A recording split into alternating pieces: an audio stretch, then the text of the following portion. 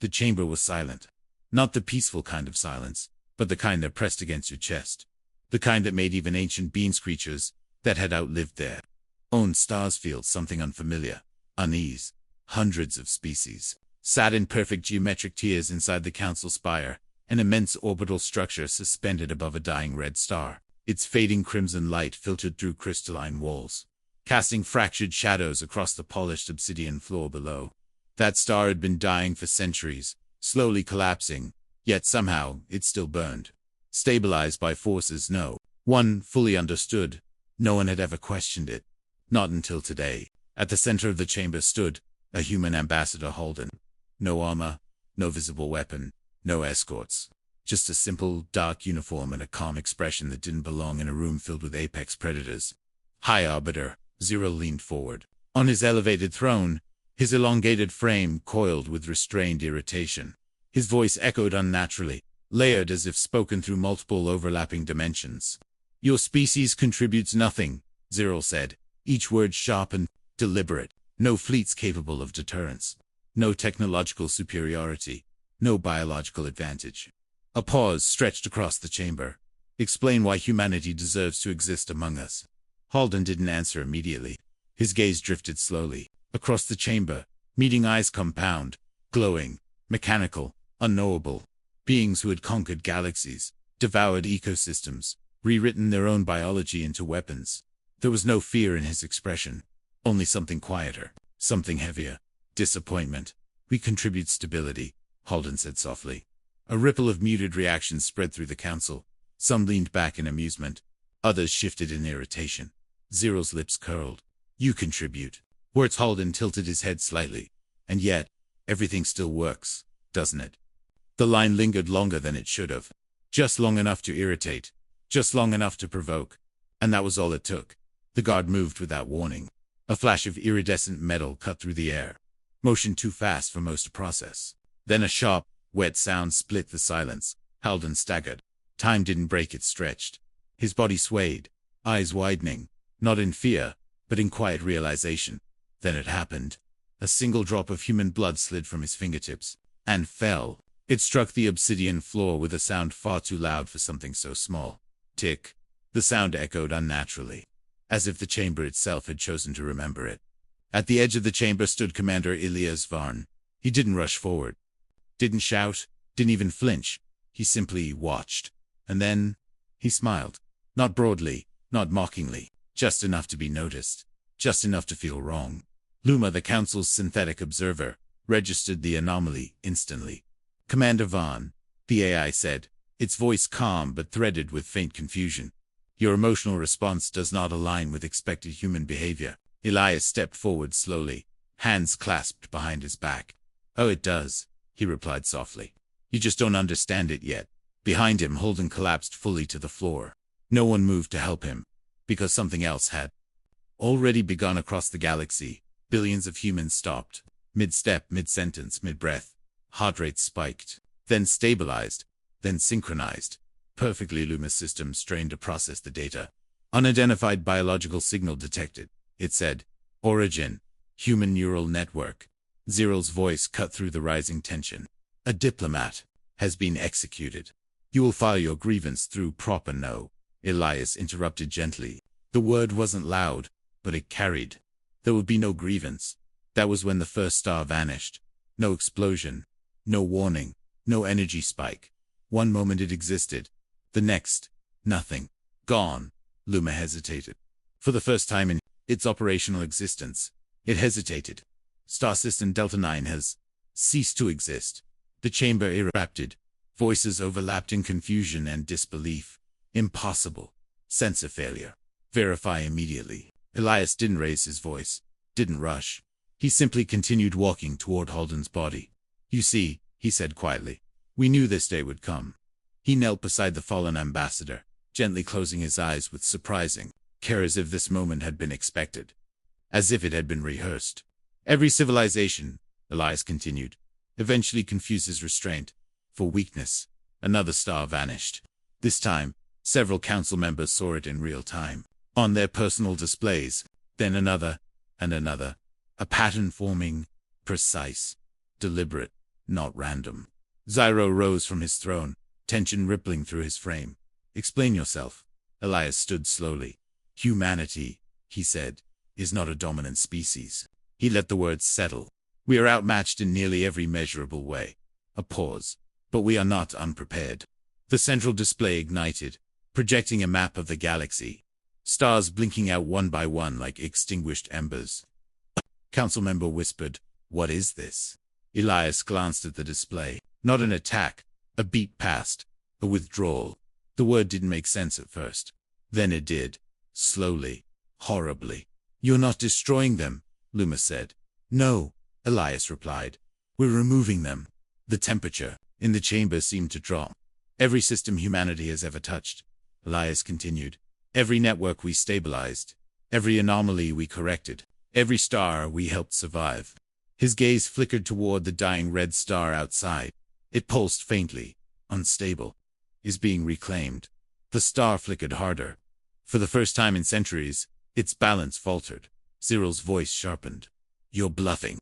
Elias tilted his head. Another system vanished. Closer this time. The chamber dimmed slightly as the star's output dropped. "Am I?" Elias asked softly. Luma processed rapidly. Entropy levels rising across multiple sectors. Stellar decay accelerating beyond predictive models. Elias nodded once, yes. His voice dropped slightly. "Because we were holding it together." That was the moment it began to sink in. Not all at once, but like a slow, suffocating realization. Humans were not insignificant, not passive, not weak. They were maintenance, balance, the quiet force that kept everything from falling apart. And now, they were leaving. Panic spread like wildfire. "What do you want?" a council member demanded, voice cracking. Elias looked at them, truly looked, and for a moment, something human flickered behind his calm. Exhaustion, regret, nothing, he said. That answer landed harder than any threat. "This isn't negotiation," Elias continued. "This isn't war." "Then what is it?" Zyril demanded. Elias exhaled slowly. Consequence. Another star vanished. The chamber trembled faintly as the red star outside pulsed violently, its fragile stability unraveling. "Stop this," Zyril said. Elias shook his head. "We can't." "Then reverse it." A faint, almost sympathetic smile touched Elias' face. "We can't do that either." Luma's voice dropped. "You built this to be irreversible." Elias nodded. "Because if it wasn't, someone like you would try to control it." Silence fell again, but this time, it wasn't tense. It was final. Elias turned toward the exit. No guards moved to stop him. No one dared. "We warned you," he said quietly. No one responded. Because now they understood. This wasn't retaliation. This wasn't dominance. This wasn't even survival. This was absence. And the universe was already beginning to break without them. As Elias walked away, the red star flickered one final time, its light dimming further. In the reflection of the obsidian floor, the small dark stain of human blood remained, unmoving, unforgiven, unforgettable. The moment the galaxy ended had made almost no sound at all. The execution was perfect. Clean, efficient, deliberate. That was the point. Councillor Threx believed in precision, not just in action, but in message. And this message was meant to echo across the entire galaxy. The human envoy knelt at the center of the chamber, wrists bound behind his back, head slightly lowered, but not in submission. There was something unsettling about the way he held himself calm, almost accepting, not defiant, not afraid, just aware. The kind of awareness that made others uncomfortable without knowing why. Around him, the council spire buzzed with anticipation. Hundreds of species watched from their designated tiers. Their forms varying wildly, some organic, some mechanical, some existing somewhere in between. Above them, suspended displays broadcast the moment live to thousands of systems. Threx stood, tall, his sharp features illuminated by the cold blue glow of the chamber lights. "Let this be understood," he said, his voice cutting cleanly through the silence. "Defiance has a cost." He didn't raise his voice. He didn't need to. Authority, real authority, never shouted. The human envoy lifted his head slightly, just enough for his eyes to meet the broadcast drones hovering nearby. For a brief moment, it felt as though he was looking directly at every human watching across the stars. Then the blade ignited. A thin line of blinding energy hummed to life. In the executioner's hand, no hesitation, no ceremony. The blade fell. There was no scream, no dramatic collapse. Just a sudden stillness as the body slumped forward, lifeless, and for a moment, everything felt normal. The chamber remained composed, the council unmoved.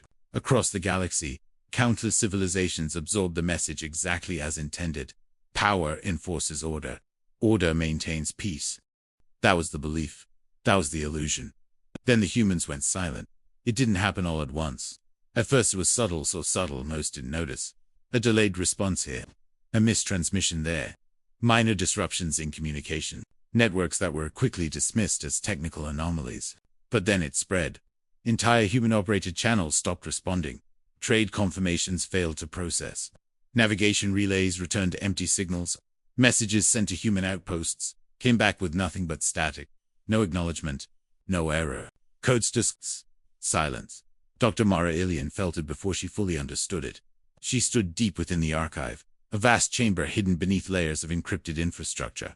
Towering columns of data cores floated in slow orbit around a central axis, each one containing fragments of recorded history. Every interaction, every observation, every detail humanity had quietly collected over centuries. The archive wasn't just a database. It was memory, and something inside it had just awakened. Mara frowned as her console flickered. "Run cross-reference on human network activity," she said. The system hesitated. That alone was wrong. It never hesitated. Then, slowly, it complied. The data that flooded her screen made her breath catch. Every human node across the galaxy was active. Not communicating. Not transmitting. Accessing. All at once. "That's not possible," she whispered. Her fingers hovered over the controls as a realization crept in, cold and heavy. "They're not shutting down," she said softly. "They're remembering." Across the galaxy, humans froze. Engineers paused mid-calculation, their tools slipping from their hands. Pilots drifted in their seats as their ships continued on autopilot.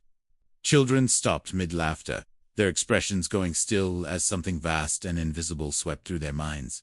Memories surfaced, not just their own, not just their lives, everything. Wars humanity had witnessed but never interfered in. Civilizations rising and falling under the weight of their own arrogance. Betrayals, alliances, extinctions, patterns, endless, repeating patterns. And for the first time, humans didn't look away. Their eyes sharpened, focused. The silence wasn't grief, it was clarity. Back in the council chamber, Threx reviewed the incoming reports with growing irritation. "Human systems are experiencing disruptions," an aide reported. "Then restore them," Threx said flatly. The aide hesitated. "We can't." That single sentence landed heavier than expected. "Explain." "They're not malfunctioning," the aide said. "They're, disengaging." Threx's expression darkened. "From what?" The answer came seconds later. "Everything." The first collapse hit the outer trade networks. Cargo vessels relying on human-calibrated navigation. Systems began drifting off course. Routes that had been perfectly stable for decades suddenly became unpredictable. Ships vanished into uncharted space, or stalled between jump points, unable to complete their transitions. Then the economic systems began to fail. Transactions froze mid-process. Resource allocations disappeared. Entire planetary markets crashed within hours. And then came the worst part. The infrastructure. Energy grids flickered. Atmospheric regulators glitched. Terraforming systems began reversing decades of environmental stabilization. Worlds that had been made livable through precise, unseen adjustments started to decay. Slowly at first, then rapidly. Panic spread. Not controlled panic. Not strategic fear. Chaos. Threx slammed his hand against the console, the sharp crack echoing through the chamber. "This is war," he said. But even as he spoke the words, something about them felt wrong. Because war had rules. War had targets. This had neither. Mara stepped into the chamber, her presence drawing attention immediately. There was something different about her now. Something heavier. As if she carried the weight of more than one lifetime behind her eyes. "No," she said quietly. "This isn't war." Threx turned sharply, then explained it. Mara took a slow breath. "This is collapse." The words settled into the room like a verdict. She stepped closer, her gaze sweeping across the council. "You thought we were passive," she continued. "That we observed because we lacked the strength to act." A faint, almost bitter smile touched her lips. We observed, because we were learning. The central display flickered, then stabilized, now showing cascading failures across multiple systems. Red indicators spreading like a disease. Every system you rely on, Mara said, has a human layer embedded within it. Economic algorithms, navigation, corrections, AI ethical constraints, environmental stabilizers. She paused. You didn't notice, because we never needed you to. Threx's voice tightened. You're saying you infiltrated every major system in the galaxy? Mara shook her head. No. A beat. We integrated. That distinction mattered more than they realized. And now? Threx demanded. Mara's expression hardened. Now we're removing ourselves. The implications hit instantly. This wasn't destruction. It was subtraction. And the equation no longer worked without them. You're destroying everything. Someone shouted. Mara turned toward the voice. No, she said calmly. We're letting it fall. Her eyes drifted to the display, watching as another system failed. Because anything built on exploitation eventually does. Threx stepped forward, anger giving way to something closer to desperation. Stop this, he said. Mara met his gaze. We can't. Then restore it. His voice rose now, control slipping. Mara shook her head slowly. We won't. Silence followed. Heavy. Suffocating. Across the galaxy, the effects deepened. Ships drifted powerless in the void, their crews staring at unresponsive systems. Cities dimmed as power grids failed, their skylines fading into darkness. Entire planets struggled to maintain breathable atmospheres, as regulators shut down one by one, and through it all, humans remained silent. Not hiding, not fleeing, just absent. As if they had stepped back and were simply watching. In the archive, Mara stood alone once more, surrounded by the echoes of history. The voices felt louder now, clearer, not chaotic, but aligned, focused. Humanity had always remembered. They had just chosen not to act on it, until now. The final message appeared without warning. It didn't originate from a single location. It didn't travel through conventional networks. It simply existed, everywhere, on every screen, in every system, in every language. 3 words. We remember. A pause followed. Long enough for the weight of those words to settle into every corner of the galaxy. Then the second line appeared. And now, so will you. And as the systems continued to fail, as civilizations struggled to survive without the invisible support they had taken for granted, one truth became impossible to ignore. Humanity had never been weak. They had simply been patient. And patience, when it finally breaks, doesn't explode. It lets everything else collapse instead. The message arrived without sound, without warning, without error. It didn't ping, didn't flash, didn't demand attention. It simply appeared, burned into every human interface, etched into every neural implant, whispered into every soldier's mind at the exact same moment across the galaxy. Protocol Ashfall is now active. For a fraction of a second, nothing happened. Then everything did. Captain Juno Reyes froze mid-step, her breath catching halfway between inhale and realization. Around her, the battlefield on Kareth 9 roared, with its usual chaos explosions tearing through metallic dunes, plasma fire slicing through smoke-filled air, alien warforms advancing with mechanical precision. It was a war like countless others, brutal, pointless, endless. And then, suddenly, it wasn't. Juno's HUD flickered, her tactical display overridden by a single line of text repeating over and over. Ashfall confirmed. Ashfall confirmed.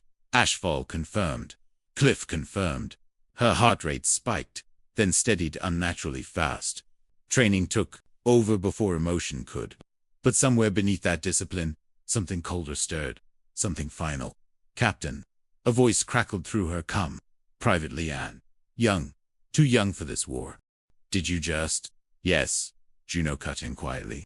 There was no need to explain. Every human already knew. Because Ashfall wasn't just a command. It was a contingency. One they had all been trained for, but secretly hoped would never come. Across the battlefield, human soldiers stopped firing. Not retreating. Not surrendering. Just pausing. The enemy noticed immediately. General Kelther stood at the edge of the war zone, his massive armored form towering over the chaos. His species thrived in war, their entire culture built on conquest and domination. To him, hesitation was weakness, and weakness was opportunity. Advance, he ordered, his voice booming across the command network. Crush them! His forces surged forward, but they were too late. Because the humans had already moved on to something else. Juno exhaled slowly, her hand tightening around her weapon before relaxing. All units, she said, her voice calm, steady, terrifyingly controlled. Ashfall protocol. Confirmed. Begin Phase 1. There was no hesitation. No questions. Just compliance. Because every human soldier already knew their role. They had been placed across the galaxy for years, embedded within fleets, stationed on foreign worlds, integrated into alliances and rival factions alike. Not to conquer, not to dominate, but to be present, to be ready. Phase 1 began with silence. Weapon systems across multiple battlefronts began to fail. Not violently, not dramatically, just stopping. Ammunition feeds locked. Energy cores drained. Targeting systems went dark. Confusion rippled through enemy ranks. What's happening? Leanne's voice trembled slightly. Juno didn't answer immediately. Her eyes tracked the battlefield as the tide shifted not through force, but through absence. We're ending it, she said finally. Phase 2 followed within minutes. Across dozens of systems, key military figures, generals, commanders, warlords, were eliminated. Not in open combat. Not with spectacle. Quietly. Precisely. Sleeper agents. Hidden for years. Activated without warning. A blade in the dark. A shot from nowhere. A system malfunction at exactly the wrong moment. Leaders fell before they could even understand what was happening. Back on Carath 9, Kelther received the first reports with disbelief. Multiple command units, unresponsive. An aide reported. Cause unknown, Kelther snarled. Then find the cause. But the cause was already standing in front of him. Juno stepped forward through the thinning battlefield, her weapon lowered but ready. Around her, human soldiers moved with eerie coordination, dismantling systems, disabling equipment, neutralizing threats with cold efficiency, not fighting the enemy, ending the war. Kelther growled, recognizing her rank insignia. What have you done? Juno stopped a few meters away, her expression unreadable. What we were always meant to do, she said. Kelther laughed, a deep, mocking sound. You think you can stop this war? Juno tilted her head slightly. No, she said. We're stopping all of them. That was when Phase 3 began. Across the galaxy, planetary defense grids shut down. Not just on hostile worlds. On allied ones too. Military shipyards lost power. Weapons stockpiles detonated or became inert. Entire fleets drifted powerless as their core systems were remotely disabled. Panic spread faster than any weapon ever could. Because this wasn't targeted. It was universal. Leanne stumbled as the realization hit. Captain, we're not just hitting them, he said, his voice shaking. We're hitting everyone. Juno didn't look at him. Yes. Even our allies. A pause. Just long enough to hurt. Anyone capable of continuing the war, she said. Leanne's grip tightened on his rifle. That's not right. Juno's jaw clenched slightly. For a moment, something human broke through the discipline. No, she said quietly. It's not. Then she looked at him, her eyes sharp again. But it's necessary. Across the battlefield, Kelther's forces began to falter. Not because they were being overpowered, but because they no longer had the means to fight. Weapons failed. Communications collapsed. Coordination vanished. For the first time in his life, Kelther experienced something unfamiliar. Helplessness. You're cowards, he spat. You don't fight. You sabotage. Juno stepped closer, her boots crunching against scorched metal. We've fought, she said, for longer than you realize. Her gaze hardened. And we learned something, Kelther bared his teeth. What? Juno raised her weapon not to fire, but to emphasize the weight of her words. War doesn't end when one side wins, she said. It ends when no one can continue. The battlefield around them fell into an eerie quiet. No explosions. No gunfire. Just the distant hum of systems shutting down. One by one. Across the galaxy, the same silence spread. Entire war zones went dark. Soldiers stood frozen, unsure whether they were survivors, or the last remnants of something already dead. Leanne lowered his weapon slowly, his hands trembling. How many? He whispered. Juno didn't answer immediately. Because she knew the number. They all did. Millions. Maybe more. Not all by direct action. Many by consequence. Systems failing. Environments destabilizing. Lives lost not to violence, but to the sudden absence of everything that sustained them. Too many, she said finally. Kelther stared at her, something shifting behind his rage. Not understanding, not acceptance, but the beginning of it. "You call this peace?" he asked. Juno met his gaze. "No," she said. "I call this the end." A long silence followed. Then Kelthar let out a slow breath, his massive frame lowering slightly as the reality settled in. For the first time, he wasn't a warlord. Just a being standing in the aftermath of something irreversible. "And what happens now?" he asked. Juno looked up at the sky. The smoke was clearing. The stars beyond looked still, quiet. "Now," she said softly, "we see if anything worth saving is left." Across the galaxy, Protocol Ashfall completed its final phase. No more activations. No more targets. Just silence. War, in all its forms, had been forcibly removed. Not defeated, not resolved, erased, and in its place, an uneasy stillness settled. Humanity didn't celebrate. There were no victories to claim, no triumph to declare, only the weight of what had been done, and the knowledge that they would never be seen the same way again, not as allies, not as enemies, but as something far more unsettling. Judges, the blade entered, cleanly, too cleanly. For a moment, it almost looked ceremonial, like a gesture, not an act of violence. The alien god's weapon, a thin arc of shimmering energy, pierced straight through Ambassador Kieran Holt's chest, and exited in a flare of pale light behind him. There was no explosion of blood, no dramatic collapse, just a sharp intake of breath, and stillness. The council chamber didn't react immediately. It was as if the moment itself needed time to register. Hundreds of alien representatives sat, in towering tiers, their countless eyes fixed on the lone human standing at the center of the polished floor, now slowly sinking to his knees. Kieran blinked once, then again. Confusion flickered across his face, quickly replaced by something softer.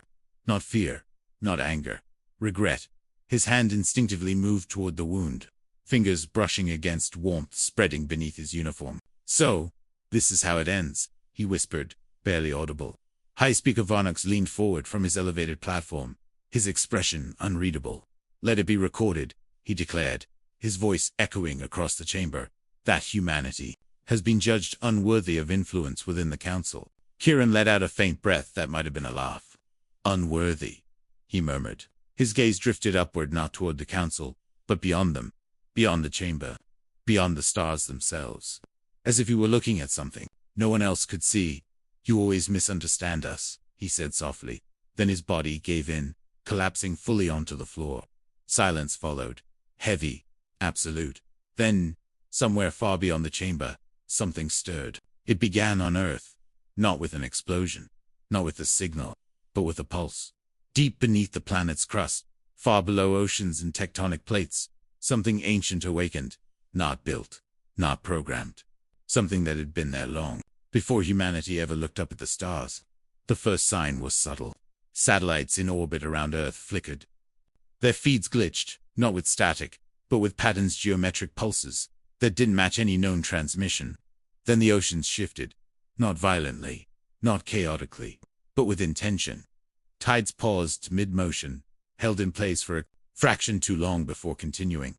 On the surface, people stopped. Not all, not at once, but enough. A strange stillness passed through the planet, like a breath being drawn in by something vast. And then, it spoke. Not in words, not at first. It spoke in systems. Across the galaxy, energy grids began to fluctuate. Not fallacious terror. Stations recalibrated themselves without command. Atmospheric processors altered their outputs. Entire ecosystems shifted balance within minutes. Council worlds, those who had voted against humanity, were the first to feel it. Storms formed without warning. Massive, spiraling constructs of wind and energy that carved across continents with unnatural precision. Oceans rose where they shouldn't. Forests withered in hours. Deserts expanded like living things. "What is happening?" Varnox demanded, rising from his seat as the chamber's displays flickered erratically. Reports flooded in faster than they could be processed. Planetary instability detected across multiple systems. Energy grids are fluctuating beyond control. Terraforming systems are overriding manual input. Then Lumith, the council's central AI, spoke, its normally calm voice threaded with something new. "Uncertainty. Source of anomaly. Identified," it said. A pause. "Origin. Earth." The word hung in the air like a verdict. Varnox frowned. "Impossible." Earth possesses no such capabilities. But even as he spoke, the main display shifted. A live feed of Earth appeared, green, serene, and glowing. Faint lines of light traced across its surface, like veins awakening beneath skin. Pulses of energy radiated outward into space, invisible to the naked eye but undeniable in their effect. "That's not technology," one council member whispered. "It can't be." Back on Earth, deep within its hidden layers, the presence grew aware. It had always been aware, in a distant, passive sense. Observing, measuring, waiting. Humanity had not created it. Humanity had been chosen by it. Not because they were the strongest, not because they were the smartest, but because they had the potential to balance creation and destruction to choose. And now, that choice had been violated. Kieran Holt's death was not just an act of violence. It was a breach, a signal, a threshold crossed, and the system had awakened to respond. The first direct message came seconds later. Not transmitted, not broadcast, imprinted. Every screen across the council chamber went dark simultaneously. Then a single line of text appeared. Assessment initiated. The chamber froze. Even Varnox didn't speak, because something in that message felt absolute, like a judgment that had already been decided. Across the galaxy, the escalation intensified. Worlds that had thrived under artificial stabilization began to collapse, but not randomly, not chaotically, precisely. Civilizations that had built their empires on exploitation, on conquest, on the suppression of others, those were the ones hit hardest. Their infrastructures failed. Their environments turned against them. Meanwhile, less advanced worlds, primitive, developing, untouched, remained stable, protected, watched. It wasn't destruction. It was selection. Back in the chamber, Varnox finally found his voice. "This is an attack," he said, though the words lacked conviction. "No," Luma replied quietly. "It is not consistent with offensive strategy." "Then what is it?" Varnox demanded.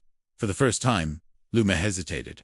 "It appears to be corrective." The words sent a ripple through the chamber. Corrective. As if the galaxy itself were being adjusted. Then the voice came. Not through speakers. Not through any identifiable system. It resonated directly within their minds. Layered, vast, and impossibly ancient. "You were given time." The chamber shook not physically, but perceptually. Reality itself seemed to bend under the weight of the presence. "You were given knowledge."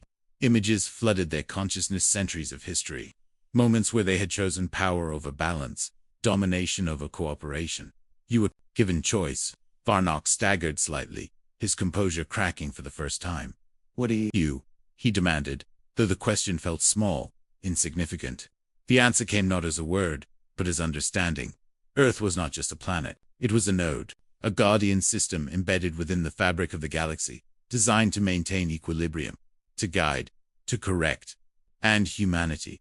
Humanity was its interface, its chosen stewards. And you chose to regress. The final words carried no anger, no malice, just conclusion. Outside the chamber, the dying red star flickered violently. Its unstable core, once held together by subtle, unseen adjustments, began to unravel, not explosively, inevitably. "Wait," Varnox said, his voice breaking. Weaken. The presence didn't respond immediately. Instead, the display shifted again, showing countless worlds across the galaxy, some collapsing, some stabilizing, some untouched. A pattern, a system, a judgment. Correction will proceed. Panic erupted. "Stop this. You'll destroy everything. Billions will die." The presence answered calmly. "Billions already have."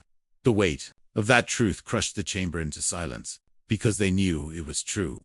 They had built their empires on those deaths. Now they were simply experiencing the balance. Back on Earth, the glow intensified briefly before settling into a steady pulse. The oceans calmed. The atmosphere stabilized. The planet returned to its serene appearance as if nothing had happened. But everything had changed. In the council chamber, the voice spoke one final time. "Humanity will remain." A pause. To guide what remains. The connection severed. The presence withdrew, not gone, but no longer active. The chamber, lights flickered back to normal. The display stabilized. But the galaxy beyond was different. Entire civilizations had been reduced to fragments. Others had been stripped of their technological dominance, forced back to earlier stages of development. And a few had been left untouched. Given another chance. Varnox stood frozen. staring at the display. For the first time in his long existence, he didn't feel powerful. He didn't feel in control. He felt small. On Earth, a quiet wind moved across the surface. Somewhere, in a place no one could see, something ancient settled back into stillness. Watching, waiting, and humanity, those who remained began to understand their true role. Not conquerors, not victims, caretakers. Because the galaxy had just been reminded of something it had long forgotten. Balance is not optional. And when it is broken, something will always rise to restore it. The first sign that something had gone wrong wasn't the scream. It wasn't the weapon discharge, or even the sudden stillness that followed. It was the silence that came after, as if the galaxy itself had paused to take note. Council Guard Drex stood over the fallen human, his weapon still humming faintly, with residual energy. The Envoy hadn't even had time to react. One moment he had been speaking calm, measured, irritatingly composed, and the next, he was gone. Drex exhaled slowly, rolling his shoulders as if shaking off tension. "It is done," he muttered. Around him, the chamber remained composed. A few council members shifted in mild approval. Others didn't react at all. To them, it was a necessary demonstration, a message. Humanity had overstepped, and now it had been corrected. But something about the stillness that followed felt wrong. Not tense, not uncertain. Just watching. Unseen, unmeasured, waiting. Then the chamber lights dimmed. Not completely, just enough to be noticeable. A subtle shift that shouldn't have happened. The central display flickered, its usual streams of diplomatic data replaced by something far older. Symbols appeared dangular, layered, impossible to translate at first glance. They pulsed faintly, like a heartbeat. Drex frowned, lowering his weapon slightly. "What is this?" he asked. No one answered, because no one knew. Across the chamber, Elder Jin slowly rose from his seat. Unlike the others, he didn't look confused. He looked afraid, truly afraid. "No," he whispered. "That law was never meant to be invoked." The symbols rearranged themselves, shifting into a form that every species could understand. Not language. Meaning. A single statement burned into every mind present. A life has been taken. The debt must be paid. Drex's grip tightened. "What nonsense is this?" he snapped. Some automated response. But Jin shook his head slowly. "Not automated," he said. "Ancient." The chamber grew colder. Not physically, but perceptually. As if something vast had just turned its attention toward them. "Cliff," one council member demanded. Jin hesitated. Not because he didn't know, but because he did. "Long before this council existed," he began, his voice trembling slightly. "There were agreements, not treaties of power, but of preservation." He gestured toward the lifeless human on the floor. Certain species were designated as seeds. Confusion spread. Seeds of what? Someone asked. Jin swallowed. Continuity. The word settled heavily. "They were protected," he continued. "Not by fleets or weapons, but by law. A law so absolute that no civilization dared violate it." Drex scoffed. Jin met his gaze. Yes. The symbols on the display pulsed brighter. The message expanded. One life taken. Value. To be assessed. Compensation required. Drex felt something shift in his chest. Not fear. Not yet. But the beginning of it. "Compensation," he said. "What does that even mean?" The answer came immediately. Not as words. As understanding. The debt was not measured in lives. It was measured in value. And humanity was far more valuable than they had realized. The chamber doors opened with a low, resonant hum. No one had issued the command. No one had authorized entry. Yet something had arrived. He stepped in without urgency, without resistance.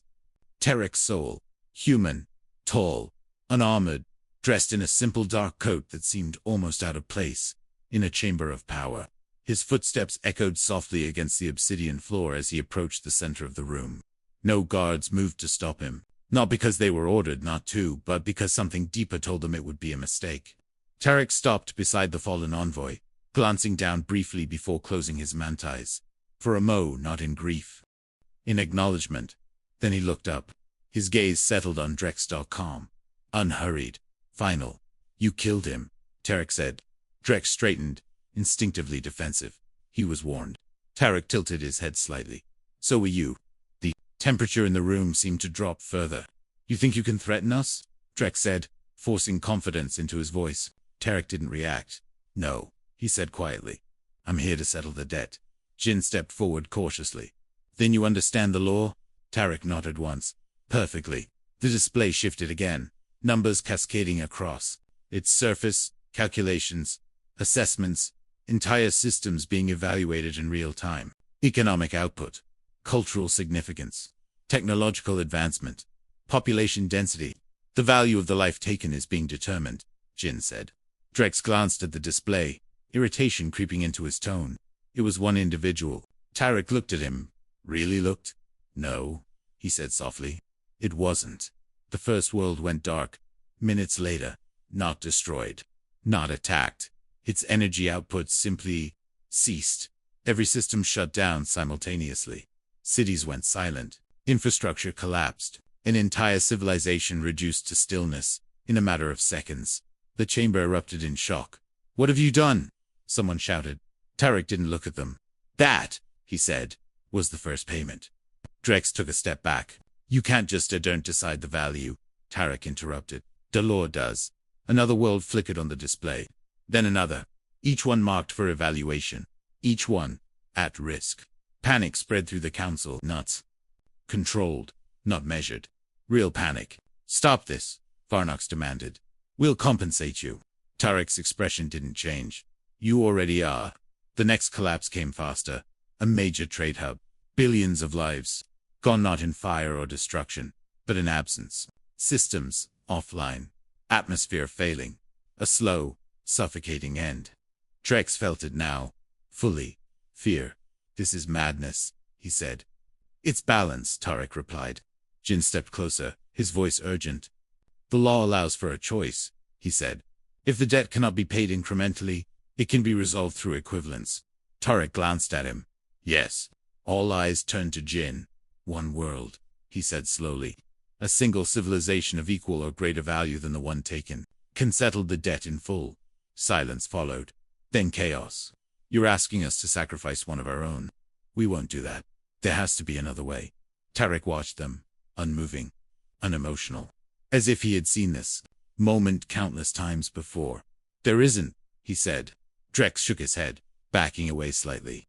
"This is your doing," he said, his voice cracking. "You started this." Tarek's gaze hardened slightly. "No," he said. "You did." Display highlighted a world, then another. Candidates, options, each one representing billions of lives. Each one a potential solution, or a sacrifice. The council argued, voices overlapping, desperation bleeding into every word. Alliances fractured in real time. Accusations flew. No one volunteered. No one accepted responsibility. Because this was the truth they couldn't escape. The cost of one human life was more than they were willing to pay. Drex stared at the display, his breathing uneven. For the first time, he understood the weight of what he had done. Not a political statement, not a demonstration of power, a trigger. "If we refuse?" he asked quietly. Tarek didn't hesitate. "Then the debt will be collected," he said, in full. The meaning was clear. Every marked world, every system under evaluation, all of it, gone. Drex closed his eyes for a moment, then opened them, something breaking inside him. "Choose," Tarek said.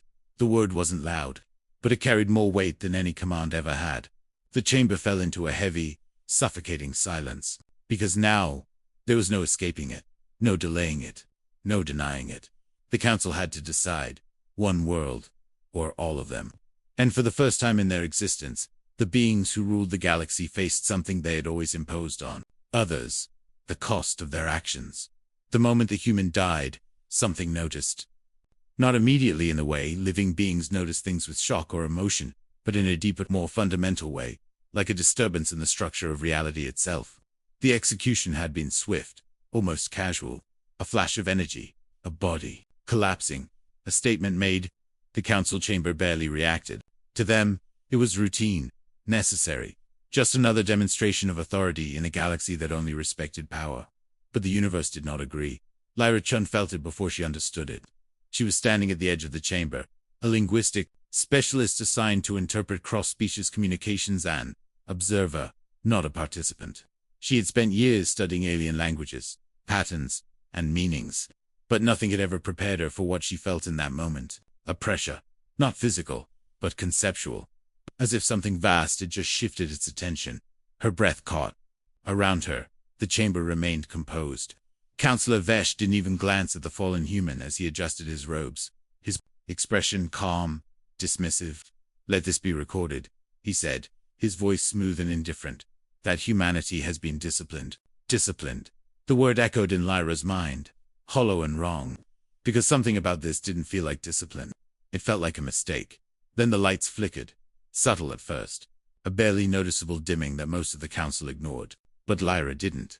Her eyes lifted toward the upper structure of the chamber, where layers of energy conduits pulsed faintly behind translucent panels. The rhythm was off. Not failing. Changing. "Did you detect that?" she whispered, though no one was listening.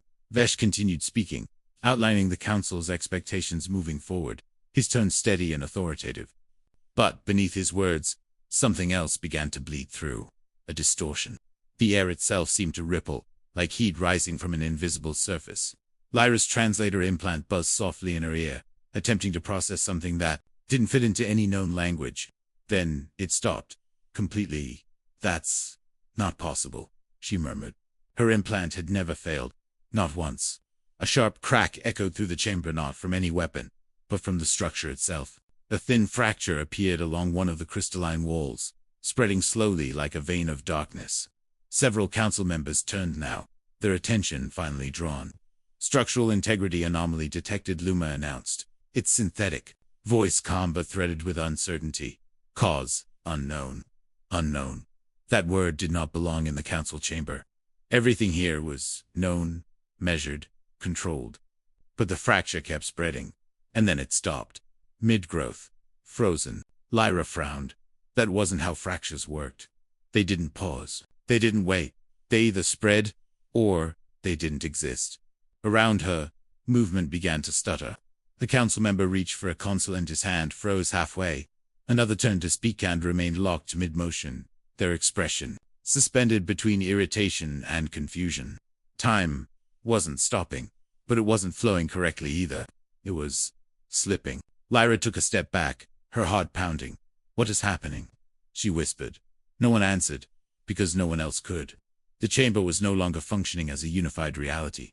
Pieces of it moved at different speeds, different moments, overlapping in ways that shouldn't have been possible. And then, something appeared. At first, it wasn't visible. Not in the traditional sense. It was more like an absence of space where reality didn't quite align. A distortion that bent light and perception around it. Then, it took shape. Tall, indistinct, edges blurred as if they existed in multiple dimensions at once.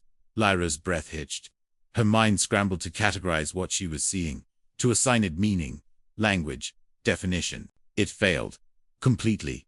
Because this wasn't something that could be understood. Not fully. The presence didn't move. It didn't need to. It simply was. And the moment it existed within the chamber, everything else adjusted around it. The frozen council members remained suspended. The fracture in the wall stayed locked in place. Even the ambient hum of the station seemed to fade into something quieter, more distant. Lyra felt her knees weaken slightly. Not from fear alone, but from the overwhelming sense that she was witnessing something far beyond her scale of existence. "You see it too, don't you?" she whispered, though she didn't expect an answer. To her surprise, she got one. Not in words. Not exactly. But in understanding. Yes. The response wasn't spoken. It was placed directly into her awareness, bypassing language entirely. Lyra staggered slightly, her mind struggling to process it. "What are you?" she asked, her voice trembling despite herself. The presence shifted not physically, but perceptually, as if focusing on her. "We are what remains when time is observed, but not bound." The meaning unfolded slowly, each part of it resisting simple interpretation. Lyra swallowed. "That doesn't make sense. It is not meant to." A pause followed. Then the presence directed her attention not with motion, but with intent toward the fallen human at the center of the chamber. "This is the disturbance." Lyra looked at the body, her chest tightening. "He was executed," she said. "By order of the council. A mistake." The word landed heavily. Final. Lyra shook her head instinctively. It was a political decision. It happens all the time. not to this one. The distinction sent a chill through her. What do you mean? The presence didn't answer immediately. Instead, the chamber around them shifted again. The frozen figures flickered slightly, as if reality was trying to reassert itself but couldn't quite manage it. Then Lyra saw it. Threads. Faint, luminous threads extending from the human's body, stretching outward in ways that defied spatial logic. They didn't just connect to the chamber. They extended beyond it, through space, through time, anchored. The presence conveyed the concept gently, but the weight of it was immense. Lyra's mind raced. Anchored to what? Reality. The word wasn't spoken. It was felt. And suddenly, everything clicked into place in a way that was both enlightening and terrifying. Humans weren't just another species. They were reference points, anchors that helped stabilize the flow of time and existence itself. Not all of them, not equally, but enough. And the one lying on the floor mattered. You're saying his death changed something fundamental, Lyra said slowly. Yes. The chamber flickered again, more violently this time. Segments of reality overlapped, showing multiple states at once. Council members, both moving and frozen. The fracture both spreading and whole. The fallen human both alive and dead. This isn't just local, Lyra whispered. It's everywhere. The disturbance propagates. The presence confirmed. Correction is required. Lyra's stomach dropped. Correction. The presence shifted again, and for the first time, Lyra sensed something resembling intent. The ones responsible will be removed. Her breath caught. Removed. From continuity. The meaning was clear. Not killed. Not destroyed. Erased. As if they had never existed at all. Lyra turned toward Councillor Vesh, who was still partially frozen mid-Isatia, his expression caught between authority and confusion. You can't just erase them, she said, her voice rising. That would destabilize everything even more. A pause. Then the presence responded. Incorrect. It showed her something. A projection not visual, but conceptual. A timeline where the council continued as it was. Wars escalating. Species being eliminated. Imbalances growing. Reality itself becoming unstable. Then another timeline. The council, absent. Events reshaped. Damage contained. Stability restored. You've done this before, Lyra said, the realization hitting hard. Many times. The simplicity of the answer was almost worse than the concept itself. Lyra shook her head, struggling to reconcile it. Then why haven't we ever noticed? The presence turned its attention fully to her. Because you are meant to continue. Not to remember. That silence that followed felt heavier than anything that had come before. And now? She asked quietly. You noticed? Which means, the chamber around them began to stabilize slightly, though the distortion remained. Lyra felt a strange pull, like gravity shifting in a direction that didn't exist. You are now part of the correction. Her breath hitched. What does that mean? The presence didn't answer directly. Instead, the frozen figures in the chamber began to dissolve. Not violently, not painfully, just fading. Councillor Vesh was the first. One moment he existed, his form rigid and defined. The next, he blurred, and was gone. No trace, no residue, not even memory, for those who would remain unaffected. Lyra staggered back, horror and awe colliding within her. They're just gone, she whispered. Yes. The process continued, one by one. The council members responsible for the execution and countless others connected to them were erased from existence. Entire fleets vanished, mid-orbit, records rewrote themselves, histories adjusted. And through it all, the universe didn't collapse. It corrected. Lyra watched, her mind barely holding together under the weight of what she was witnessing. And humanity? She asked finally. The presence paused, then responded. They remain, because they must. The meaning was clear. Humans weren't protected out of kindness. They were necessary. Anchors in a reality that could otherwise unravel. The last of the council chamber dissolved into a new configuration, absent of those who had been removed. The fracture in the wall was gone. The system stabilized. It was as if nothing had ever happened. Except for one thing. Lyra stood alone in the center of the chamber, the memory of everything still intact. Within her mind, why me? She asked softly. The presence began to fade, its form dissolving back into the fabric of reality. Because you listened, and then it was gone. No light, no sound, just absence. The universe continued, as it always had, stable, consistent, uninterrupted. But Lyra knew the truth now. Humanity was never alone. It had never been unimportant. It had always been watched and protected, not out of mercy, but because without them, reality itself might not survive. The council chamber hummed with anticipation. Light from the orbital station glinted off. The polished obsidian panels, reflecting 1,000 alien faces, each one expectant, judgmental, hungry for dominance. The humans were cornered. That's what they thought. That's what the council always believed. Humanity had grown too quickly, risen too far, and now it would pay. When Council Empress Talira's voice rang out, commanding the execution of the Envoy, it felt like the final chord in a symphony of arrogance. A single human life, spilled on the cold floor, was supposed to be the spark for war. The galaxy waited for retaliation, but the human who fell was not a soldier. He was not a fighter. He was a messenger. And what happened next would change the Council's understanding of power entirely. Elias Wren watched from the observation gallery, face calm, eyes steady.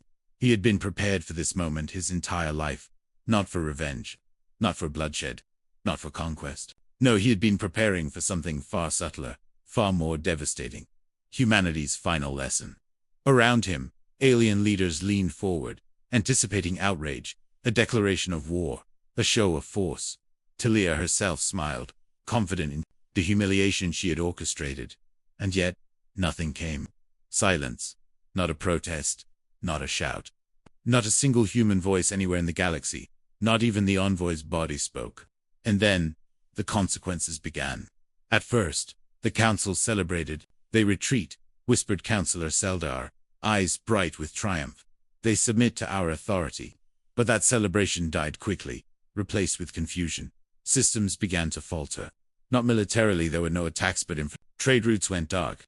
Automated medical supplies failed mid-delivery. Terraforming systems stalled on colonies that had relied on human-designed networks. Ships, fully crewed, lost coordination and drifted into orbital hazards. Panic began to ripple through the council ranks. The Empress frowned. "Explain this," she demanded. Advisors scrambled. Data streams flickered and turned red as errors spread across interstellar networks. "Systems designed by humans are failing," muttered one technician, voice tight with unease. "It's not sabotage," another whispered. "It's absence." Elias allowed himself a small, almost imperceptible smile. The council thought humanity's strength lay in weapons, fleets, or raw military power. They had miscalculated. Humanity's influence was woven through the very fabric of civilization. Networks, infrastructure, diplomacy, economies, and even the subtle codes that kept alien societies functional. Without humans, these systems began to unravel. In the observation gallery, Elias reached for the small console before him. A holographic map of the galaxy unfolded. Each system colored according to human involvement. Red, red, red. The message was clear. Wherever humans had been, civilization functioned. Wherever they were absent, chaos waited. On the planet Salib, a major terraforming project halted mid-cycle, leaving cities suffocating under unstable atmospheres. In the Manara sector, orbital stations lost synchronization, spinning helplessly and sending construction teams into voids. On thousands of worlds, medical aids designed with human protocols failed to administer critical treatments, leaving populations stranded between survival and disaster. Talira's smug confidence faltered. "Impossible," she breathed. "We have controlled, contained, and outnumbered them. This should be temporary. This should end. Temporary." Elias's voice echoed across the chamber's comnet, calm but charged with unshakable certainty. "Temporary implies you understood the first place. You never did." A ripple of unease spread through the assembled leaders. The envoy's death was supposed to be the tipping point. But now the tipping point was their own inability to maintain stability. This is sabotage," Talira snapped, pacing, fingers tapping against polished obsidian in frantic rhythm. "We'll hunt them down." "We'll know," Elias interrupted, voice cutting through the chaos like a blade. "There is no hunting. There is no conquest. You've thought us weak because we yield nothing. You thought us aggressive when we negotiate. But now you see the truth. Humanity was never the weapon. Humanity was the glue." A silence followed, heavier than the previous failures. Even Talira stopped pacing, her eyes narrowing in disbelief. "Glue!" she hissed. "You think spilling one life would hurt us? That we can't rebuild?" Elias allowed a moment before responding, letting the weight of his next words settle. You didn't need to fear us. You needed us. The words hung in the chamber like gravity. And then came the proof. Across countless worlds, human systems, trade energy, agriculture, communications collapsed further. Cities powered down mid-cycle. Entire sectors experienced famine as food replication networks ceased. Medical stations failed. Life support grids hiccuped and then fell silent. The council scrambled. Holographic displays flickered and buzzed with error codes that could not be corrected. Advisory A is reported cascading failures that no non-human system could resolve. Talira's counselors shouted over one another, blaming, arguing, panicking. We can fix this, one said. We'll send fleets. Another screamed, the humans are retreating. We can intercept them. Elias shook his head. They're not retreating. They're gone. And yet everything that relied on them still exists. Barely. He stepped down from the observation gallery, voice calm, cutting across every channel. The more you try to act without us, the worse it will get. A data console before him illuminated with thousands of failing nodes. Each failure traced back to human design, human algorithms, human presence or now, absence. The realization hit the council in waves. This wasn't punishment. This wasn't retaliation. This was a withdrawal. Humans were no longer present. In any capacity, they had surrendered, yes, but not in the way the council expected. Their surrender was complete, total, and deliberate. Humanity was removing themselves from the galactic ecosystem, leaving the council to manage alone. And the lesson was clear. Systems collapsed under their weight. Logistics failed. Diplomacy faltered. Alliances fractured without the stabilizing influence of human negotiation. Economy collapsed. Military coordination devolved into chaos. And yet, humans had not lifted a finger in aggression. They were not attacking. They were simply absent. Talira's face drained of color as she finally understood. She had expected defiance, but not this. Not a quiet, methodical collapse orchestrated without a single weapon fired. Across the observation channels, Elias continued, you see now, it was never about our fleets, our armies, or our technology. It was about responsibility, about balance. We held the threads that kept your galaxy from unraveling. And when you spilled blood, you assumed you would ignite a war. Instead, you ignited reality's reckoning. Nico, a child observer and symbolic of humanity's future, appeared beside Elias. Small, quiet, unassuming, yet radiating calm. She looked at Talira, her gaze piercing in its innocence. You could have had help, she said softly. You could have asked. The Empress faltered, voice catching. We thought you controlled everything, Elias interjected. You thought fear alone could dictate outcomes. But you were wrong. Power is not dominance. Power is responsibility. Every failure, every gridlock, every collapse, now bore the weight of the Council's decision. And still, humanity did not intervene. They did not rebuild. They did not punish. They merely watched, as a teacher observes a class that ignored instruction until the lesson became unavoidable. Across the galaxy, alien civilizations struggled to adapt, improvising with broken systems, failing logistics, and fractured networks. Panic and chaos spread in waves. Civilizations once dependent on human oversight were flailing, vulnerable. And yet, amid all of this, humans remained absent, silent, observing, waiting. The message could not have been clearer. Humanity's strength was not in aggression, was in the responsibility they bore. The systems they maintained, the civilization they upheld. Now, the lesson had been learned the hard way. Talira finally sank into her chair, pale and trembling. We underestimated you, she whispered, the words tasting bitter even in their own mouth. Elias's gaze softened slightly. Not underestimated, misunderstood. And now you see what happens when the balance is removed. He turned toward Nico, who watched the galaxies in collapse with serene comprehension. We choose when to intervene, but we will not save those who refuse to understand. The Council remained powerless to act, confronted with the consequence of a simple act. Human blood, entire sectors crippled, strategic hubs failing. The galaxy Bill is all because they failed to recognize that humanity was not just a species to fear but a species to rely upon. Silence followed, heavy, absolute.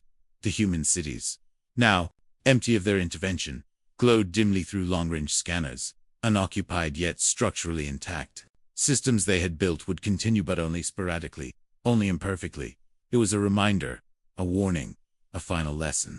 Ilias's voice came once more, calm, resonant, cutting across all communications. You didn't need to fear us. You needed us. And now, you will learn how it feels to manage with that. Nico stepped forward, tiny yet unyielding eyes, fixed on the council. The choice to rebuild or fail is yours, she said softly. We will observe, but we will not intervene. Not again. And with that, the humans withdrew fully from galactic affairs. No fleets patrolled. No envoys negotiated. No advisors guided. Only absence. Only the consequences of their withdrawal. The council was left with the aftermath of its own arrogance. And for the first time, every member understood that power without responsibility is meaningless, destructive, and unforgiving. And humanity. Humanity had delivered its final, quiet, devastating lesson.